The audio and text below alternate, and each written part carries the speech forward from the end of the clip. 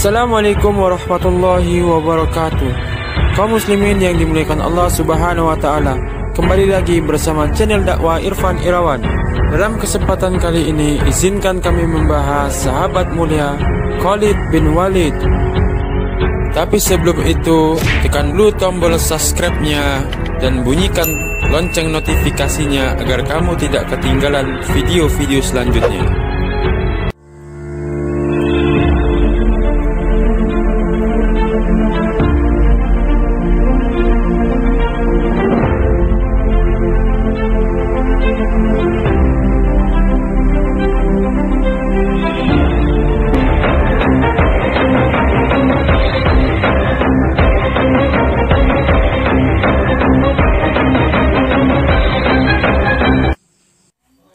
Dilahirkan dari pasangan Al-Walid bin Al-Mughirah dan Lubabah As-Sughra binti Al-Harits. Khalid tumbuh sebagai pemuda Quraisy yang cerdas dan gagah.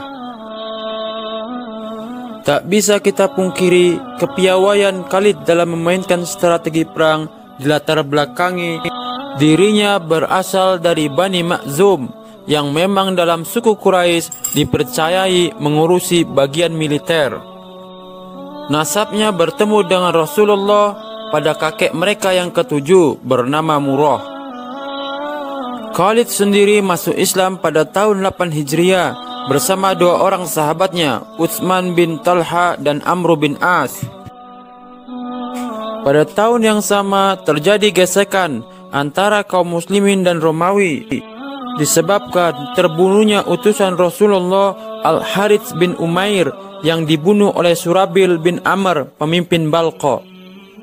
Atas peristiwa ini Rasulullah SAW membentuk syariah dan menunjuk 3 panglima perang. Tetapi dalam pertempuran ketiga panglima tersebut gugur. Kemudian Khalid diangkat menjadi panglima untuk memimpin pasukan dalam peperangan tersebut. Hingga dalam hadis yang diriwayatkan Imam Bukhari, Khalid berujar, "Dalam perang Mu'tah, 9 bilah pedang patah di tanganku, kecuali sebatang pedang lebar model Yaman." Jadi peperangan ini adalah peperangan di luar nalar manusia, di mana 3.000 pasukan yang masih sederhana dalam segi persenjataan harus berhadapan dengan 200.000 pasukan yang canggih dalam segi persenjataan. Ditambah lagi ketika itu Romawi adalah pasukan terbaik di dunia, karena setahun sebelumnya mereka mampu melibas pesaing mereka, yakninya Persia. Tetapi sekali lagi, apalah artinya kekuatan besar di hadapan orang-orang yang lurus imannya? Bukankah Allah katakan, hasbunallahu wa ni'mal wakil, cukuplah Allah sebagai penolong kami dan Allah sebaik-baik pelindung. Di ayat lain Allah katakan, iyyakum minkum isruna sabiruna yaglibu mi'atain wa iyyakum minkum mi'atu yaglibu alfasam minal ladzina kafaru. Jika ada 20 orang yang sabar di antara kalian, niscaya mereka mampu mengalahkan 200 orang musuh. Dan jika ada 100 orang yang sabar di antara kalian, niscaya mereka mampu mengalahkan 1000 orang kafir. Maka ketika itu Khalid berpikir ini perang yang luar biasa, dibutuhkan strategi yang tidak biasa. Maka keesokan harinya Khalid merotasi sayap kanan dipindahkan ke sayap kiri, begitu pula sebaliknya. Kemudian barisan depan ditarik ke belakang, begitu pula sebaliknya. Pasukan berkuda diperintahkan untuk menghentakkan kaki-kaki kudanya supaya menghasilkan kepulan debu yang banyak, sehingga ini seolah-olah pasukan muslim mendapatkan bantuan yang banyak. Hal ini ternyata mampu menciutkan nyali pasukan Romawi, yang akhirnya Khalid dan pasukannya berhasil memukul mundur Romawi.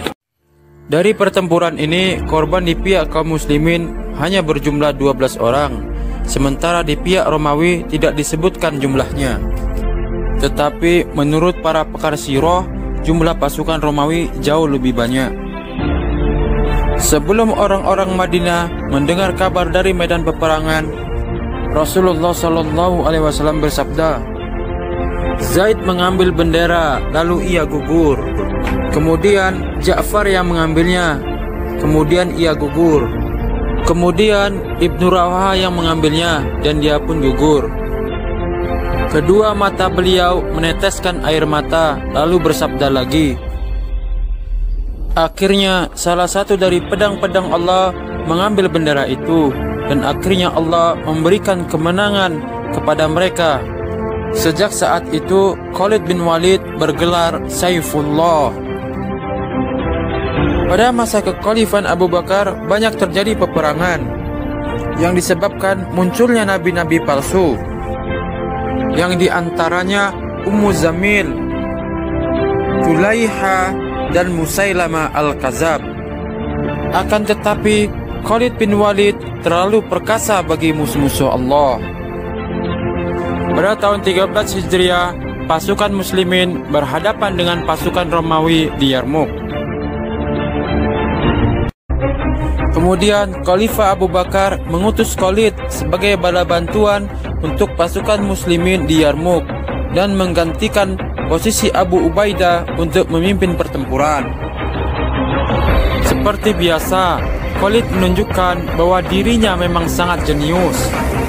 Ini dapat dilihat dari kedatangan dirinya beserta pasukannya tanpa diduga-duga oleh pasukan Romawi. Hari itu Khalid menemui beberapa orang sahabatnya dan berkata, kita harus mencari jalan agar sampai di belakang orang-orang Romawi. Sementara kita memiliki cuma 3 pilihan. Yang pertama, kita harus melewati Ain Tamar dan terus menuju ke utara. Sementara di sekitar Ain Tamar itu adalah wilayah kekuasaan Romawi, dan itu tidak mungkin karena mereka pasti menghadang kita. Yang kedua, kita turun ke Jazirah Arab dan terus kemudian naik ke Syam, dan ini memakan waktu yang cukup lama. Dan yang ketiga, kita melalui padang Sahara. Sementara seandainya ada seorang yang ahli jalan sekalipun, pasti akan hilang di padang Sahara tersebut. Dan ternyata Khalid mengambil jalan yang ketiga. Maka Khalid memerintahkan, kumpulkan onta-onta kalian, biarkan mereka kehausan. Setelah haus, maka kata Khalid, berikan dia minum sebanyak-banyaknya, kemudian ikat telinganya dan ikat lidahnya supaya mereka tidak membuang air tersebut. Maka berjalanlah pasukan yang besar ini melewati padang Sahara.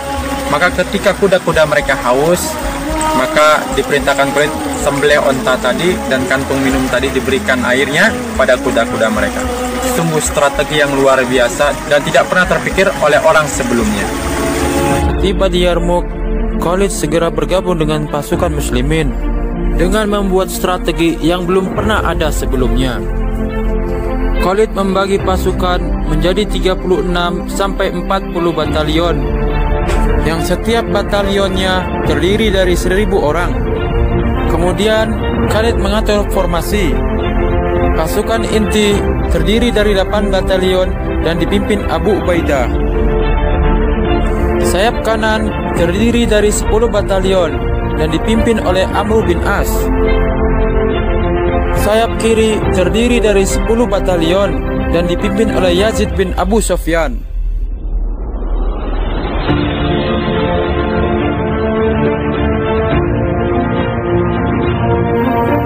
Sedangkan Khalid sendiri memimpin pasukan berkuda sekaligus sebagai komandan umum perang Yarmuk.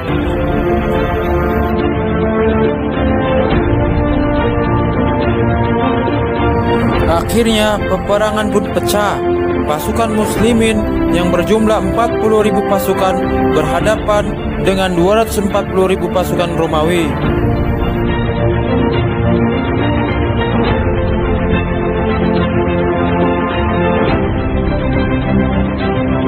Pertempuran berjalan dengan sangat sengit hingga akhirnya Allah memberikan kemenangan lewat Saifullah, sang pedang Allah.